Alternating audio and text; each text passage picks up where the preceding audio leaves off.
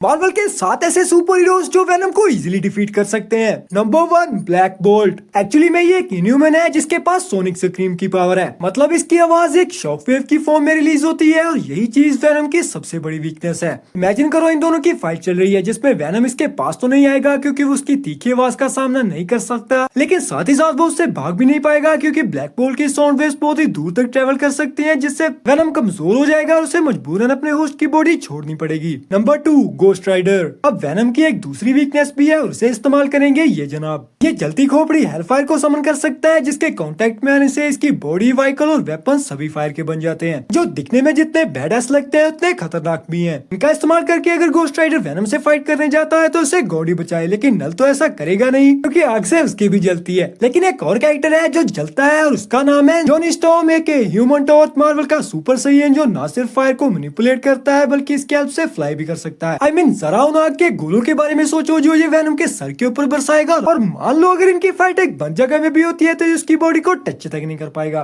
Number 4, silver surfer. एक ऐसा cosmic being जिसके पास दुनिया जमाने से भी परे की पावर से दिल का बुरा नहीं है, लेकिन औकात पर आया तो इस जलती मशाल को भी ठंडा करके स्पेस से फेंक चुका है। मतलब जो कैरेक्टर वेनम को हराने का दम रखने वाले कैरेक्टर को पहले हरा चुका है, मुझे तो नहीं लगता है कि उसके सामने वो टिक भी पाएगा। अब स्पेस सुपर हीरोज की बात हो ही रही है तो अपने थॉर भाई साहब कैसे पीछे रह सकते हैं। जो बंदा स्ट्रेंथ के मामले में हल्क और एलियन स्पीशीज के मल्टीपल क्रिएचर्स को टेक डाउन कर चुका है, उसके लिए मुझे तो नहीं लगता कि वेनम कोई ज्यादा बड़ा चैलेंज है। हाँ, ये बात सही है कि अपने गॉड ऑफ थंडर के वेपन्स वेनम की बॉडी को काट या तोड़ नहीं सकते, लेकिन लाइटनिंग उसका टोस्ट बना देगी। नंबर 6, फायर तो बहुत खेल लिया, लेकिन अब बात करते हैं कूल गाय की। आई एम टॉकिंग अबाउट बर्फीला मानव जो एक्समैन की प्रजाति से बिलोंग करता है और एक ओमेगा लेवल म्यूटेंट है। इसके पास क्रायोकिनेसिस की पावर्स है जिससे ये टेम्परेचर को मैनिपुलेट करके खुद को ट्रांसफॉर्म करने के साथ साथ आइस वेपन्स भी क्रिएट कर सकता है। मुझे पता है कि कुछ लोग सोचेंगे कि सेंटिनल्स ने तो इसे आराम से खत्म कर दिया था, लेकिन मेरे भाई उनके पास थर्मल पावर्स थी और उन्हें स्पेशली डिजाइन किया गया था म्यूटेंट्स को खत्म करने के लिए। लेकिन वेनम के केस में ऐसा नहीं होगा क्योंकि जो कैरेक्टर 3 सेंटिनल्स को रोक सकता है वो एक सिम्बियोट को तो चुटकियों में फ्रीज कर देगा, जिसके बाद वो होगा जो सब जीरो अपने फिनिशिंग मूव्स में करता है। लास्ट पे बात करते हैं अपने विचित्र वैद्य यानी कि डॉक्टर स्ट्रेंज के बारे में, जो multiple spells, cast, artifacts use और वेपन्स क्रिएट कर सकते हैं। एंड अगर इनके हाथ में टाइम स्टोन लग जाए तो ये हारी हुई बाजी को भी एंड गेम बना देते हैं, जिस वजह से इनका नाम जादूगर नहीं बल्कि बाजीगर होना चाहिए। टॉपिक से ना बढ़ते हुए बात करें इनके शोडाउन की, तो पता नहीं फ्रेंडली नेबरहुड स्पाइडरमैन के अंदर प्लॉट ट्विस्ट के लिए इनको इतना स्ट्रगल करते हुए क्यों दिखाया गया, क्योंकि ये इजीली उसे मिरर डायमेंशन में कैप्चर करने के साथ साथ एक पोर्टल क्रिएट करके लावा में भी फेंक सकते हैं।